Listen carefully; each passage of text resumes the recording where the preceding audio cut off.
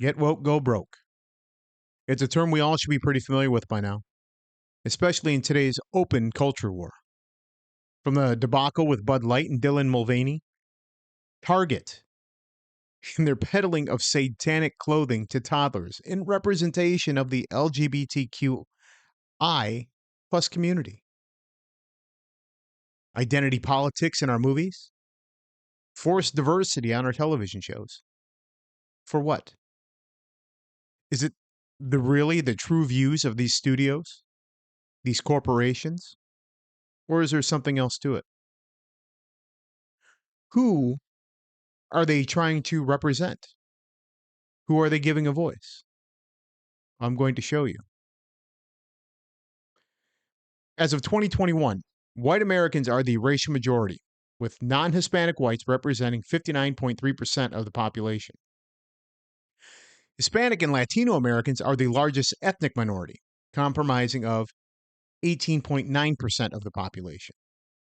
While Black Americans are the largest racial and the second largest ethnic minority, making up 12.6%. Out of the 333 million people here in the United States, 3.5% of adults identify as LGBTQI+. Is this who Hollywood and mainstream media are placating to? Are they doing it naturally? Or is it just an extreme reaction to the last 100 years of the Hollywood studios?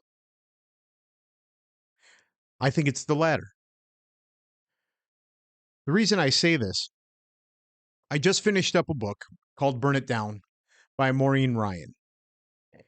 And it was a book about the abuses of the Hollywood studios and the TV studios to the runners, the actors, the actresses, and just the camera people, just anyone run of the mill who's actually just there trying to do a job. In the book, she goes through each of the major studios, providing stories and firsthand experiences with the corporate heads. Well, why does this matter for this? Well, I think what happens, you look at the last 100 years of movies, or even television, music. For the longest time, these folks have been in power. They've used this power to take advantage of up and coming actors and actresses, musicians. And it's a shame because there are people out in, like, small town USA who are thinking, I want to get out of this place. I want to go to New York, take a bite out of the Big Apple, go to Juilliard, or fly out to LA with $100 in your pocket or even less and become a movie star. I'm going to get discovered. These people are so hell bent on succeeding, they will do anything to become famous. And in many cases, when you go out west, I'm sure many of you have heard of the casting couch. You have a studio executive or a peon at the studio who has set up a meeting with so-called future superstar. This individual is so hell-bent on becoming famous, they will do anything. I mean, we've seen it with Harvey Weinstein, what he's done. Kevin Spacey. Years ago when I was a kid, Corey Feldman came out and was talking about how he was abused, given drugs. He was sexually assaulted. But everyone laughed at him because he was telling stories about himself and Corey Haim. It was so bad, it got to the point where Corey Haim actually ended up killing himself. He overdosed. And all these years, think about this. You're looking at a industry that is abused, taken advantage of just about every single person that has gone through those doors to try to become an actor or an actress, to try and entertain. From the writers to the producers, the runners, key grips, camera people, all the way up to the executives. For what? Power. They know that they have something that an aspiring actor or actress wants. They want that fame. They want to become famous. They want to entertain you and me. But what happens? You get to a point where these people in power, okay, they begin to age out. The actors, over the course of the years, have formed unions, writers' unions. And the last thing that these execs at these studios could ever afford to have ever happen is for the things that they do and the things that they make these employees do. So all they did for all these years is protect each other. Now, if you're protecting your buddy who's doing something wrong, you're having your staff sign non-disclosure forms. You see anything in the studio that you don't agree with, you can't say anything. So what happens is, as these executives begin to age out and move on to other industries or even pass away, new generations come along. They are being brought up in an industry that takes advantage of up and comers. Eventually, what's going to happen is people are going to break physically, psychologically. They're going to break down and they're going to lose it. Then on top of it, you have all the gossip magazines, as you would call them, the entertainment media reporting on rumors and lies. For what? To get people to pick up their magazines or click on their articles. Telling half truths of what really went down in, a studio or a dressing room. But these executives and some of these people have taken advantage of this. Hiding cameras, telling big name actresses that you can't have a role unless you sleep with said producer. And it's not just one studio. It seems to be every single one.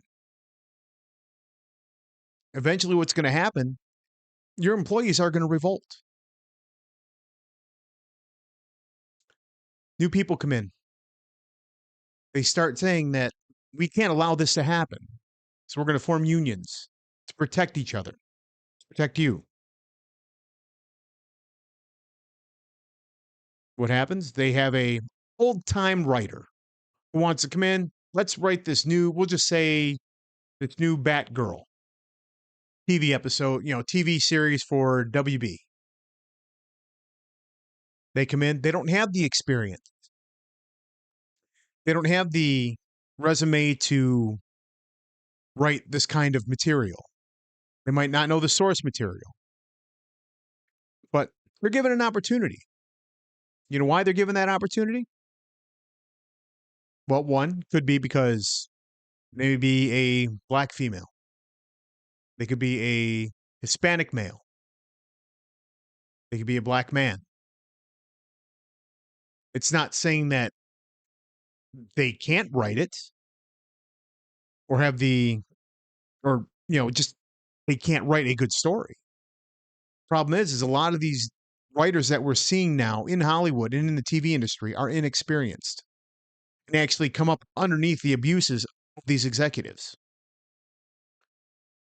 So when you're looking at, you know, extreme environment where you're just constantly being abused from the time you start in the industry to the time that you actually get up into an executive office, you're going to break.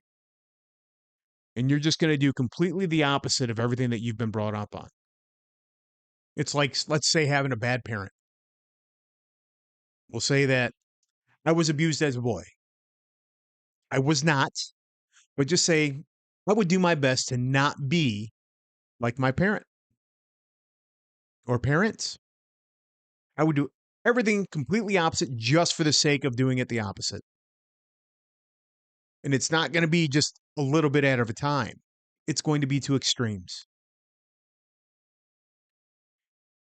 and based on the information that she provides from firsthand accounts and looking at the path that Hollywood has taken, we'll say the last 10 years, it's obvious to see how we're there.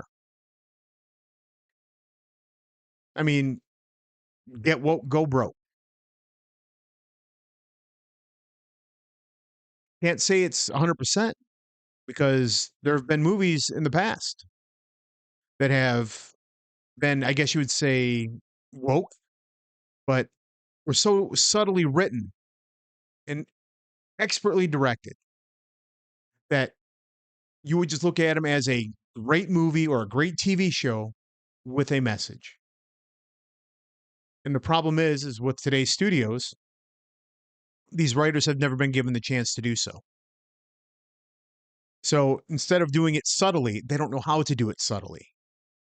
All they know is the extremes, either extremely being abused or we're going to go completely 100% away from it. And 100% away, I mean opposite, all of it. They don't know how to write.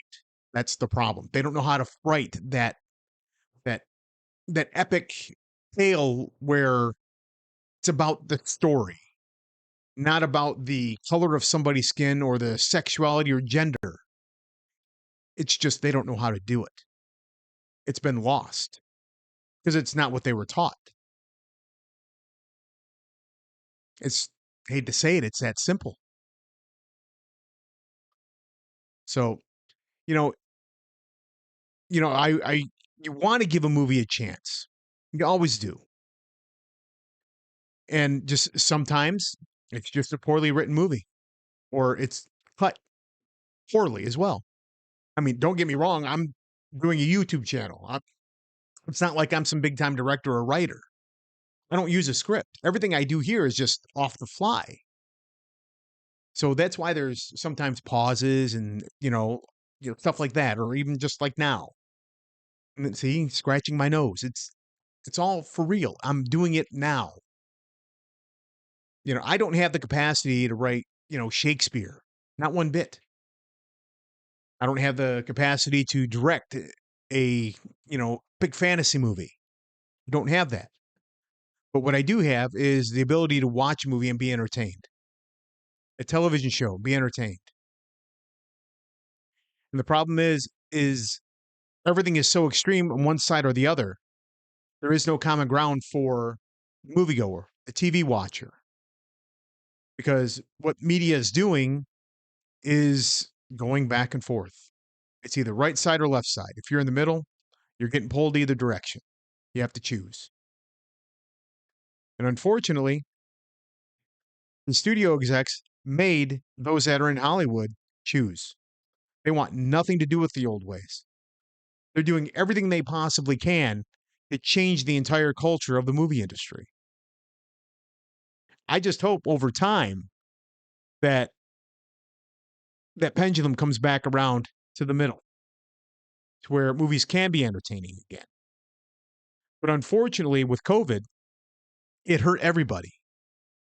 What it did is it gave rise to the mega streaming platforms. Look at Disney, HBO Max, Paramount, because no one could go to the show. That experience going to the movies, buying your popcorn, seeing it on the big screen, it's gone. Because average Joe six pack and Mary Sue sandwich maker, things are tight with inflation, gas prices, everything. Go to the grocery store, we see it every day around us. Why go to a movie theater when it costs, think about this, in the Midwest, average movie ticket for an evening show, $18. Okay. Now you want to get your popcorn, your soda pop, and your candy, 30 more dollars. $100 for you and one other person to go to a movie at night. Now think about it if you got a family of four. What would you rather do? I already got a flat screen at home. I got a home theater system. I'm just going to wait for it to stream. I'll spend $20. We can order a pizza and the whole family can either enjoy or just turn the movie off, or I can go to the bathroom whenever I want to and pause it. Unfortunately, with COVID, a combination of COVID, the abuses from the movie studios and television studios and injecting politics into our entertainment, it's going to destroy Hollywood. Eventually, there's going to be nothing left.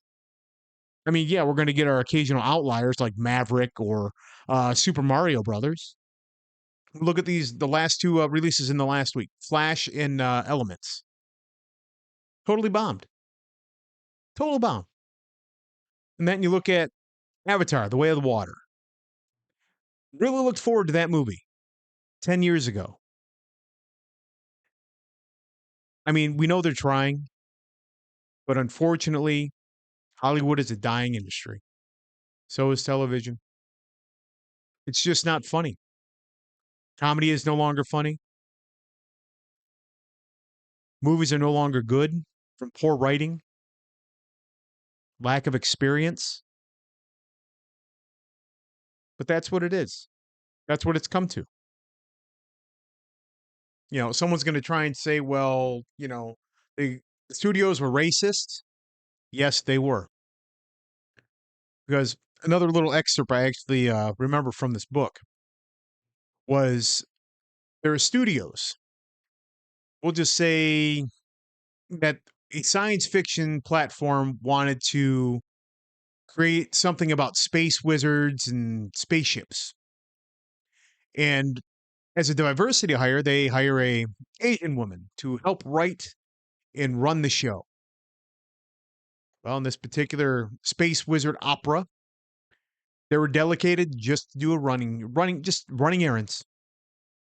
But they were getting credit for writing and producing. Why? They didn't do the job because the studio was still showing their true colors.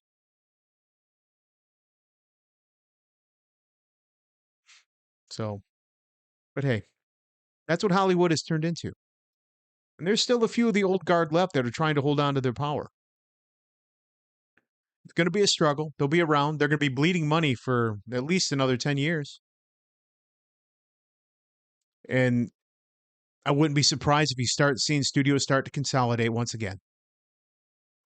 Fewer studios, fewer movies. We're going to start seeing movie theaters close because it's just not worth it. It's not worth it. I'd rather watch a movie on my big screen with my theater system. I could turn it off. Hell of a lot cheaper than actually going to a theater. But anyway, I just wanted to touch base a little bit on this. The book kind of inspired me. Just so you guys know, I did actually start a Amazon affiliate link. So what I'm going to do is I'm also going to have this link in the bio. So if you want to check out the book yourself, give it a go. You'll be surprised, and you might actually be a little disgusted about the things we see on TV and how it's run. So hopefully you found a little bit of insight in this and give you a different perspective on why we're seeing all the woke and diversity and injected, diversity politics and, you know, identity politics in our, small screens and big screens. We'll see what it is. Check it out. It's a mess out there. Hopefully one day there'll be another George Lucas who can come around and start their own little studio and start it all over again. But anyway, I'm going to get going on that. I know you guys are busy, and I'll talk to you guys later. And just remember, God save the Queen. Good night.